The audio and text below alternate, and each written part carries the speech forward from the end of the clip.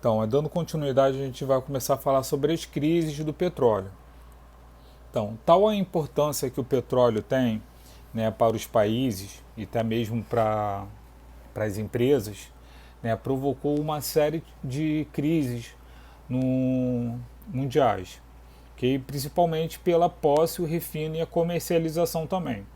Okay? Então, em geral, foram observados dois tipos de conflito envolvendo disputa pelo controle do processo produtivo e distributivo também. Então, foram conflitos entre estados e transnacionais e conflito entre países produtores e países consumidores.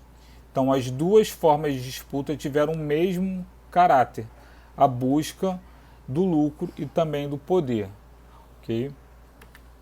Então, aí, em 1908, começou a ter a exploração do petróleo lá no Golfo Pérsico, onde existiam vários lençóis hidrocarbonetos, também no Irã, que é onde grandes empresas estrangeiras e até mesmo, né, chefes de tribos árabes começaram a ter, no caso, um certo tipo de problemas. Né? Então existem as empresas consideradas sete irmãs, que tem uma delas mais conhecidas que vocês conhecem, é a Texaco, né? Tem também a Shell, a Mobil, entre outras, tá ok?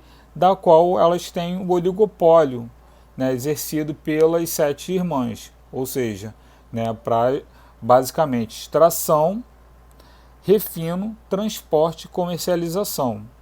Então, eles queriam garantir, né, no caso a elas, a fixação dos preços da comercialização do petróleo. Okay? Então, as sete irmãs elas começaram a ter, no caso, uma forte influência política, basicamente, entre esses países. Okay? Então, no Golfo Pérsico foi proibido da população local, né, de controlar essas próprias jazidas, e chefe de tribos religiosos, né, ganhava alguns royalties em cima, basicamente, dessa extração. Então, após a Segunda Guerra Mundial, mudou o cenário. Né? Foi feita a descolonização do Oriente Médio e teve a saída dos exércitos europeus. E com isso, automaticamente, teve uma eclosão de fortes movimentos nacionalistas, ou seja, de separação. Né? E com a Guerra Fria, em 1953, o governo foi deposto, ou seja, saiu do poder e ocorreu instalações no Oriente Médio. Né? E vários contratos foram revistos e algumas empresas transnacionais começaram a pagar por licença de extração. Okay? Então foi o pacto também, né, de 50 e 50, que foram cobranças de royalties e também impostos pelo governo e divisão dos rendimentos a países donos das reservas, né, e é as sete irmãs. Então a concorrência para as sete irmãs basicamente foram construídas outras refinarias e concessões de exploração. Em 1956 houve uma nacionalização do Canal do Suez e com isso houve, no caso, o bloqueio do petróleo. Okay? Então teve um fim da intervenção para os Estados Unidos e a União das Repúblicas Socialistas Soviéticas.